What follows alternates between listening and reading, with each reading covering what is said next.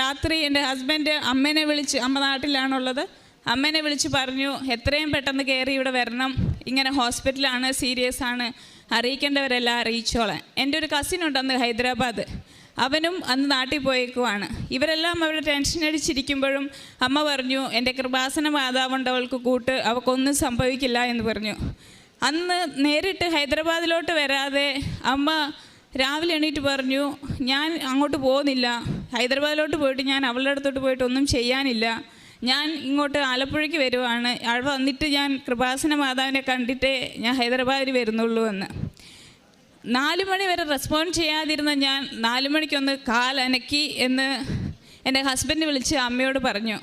അമ്മ കൃപാസനത്തിൽ വന്ന് 6 മണി 6:30 ആയി കാണുമായിരിക്കും, സമയം എനിക്ക് കൃത്യമായിട്ട് അറിയത്തില്ല. കൃപാസനത്തിൽ വന്ന് അമ്മയോട് പ്രാർത്ഥിച്ചുകൊണ്ടിരിക്കുമ്പോൾ എനിക്കവിടെ ബോധം വന്നു.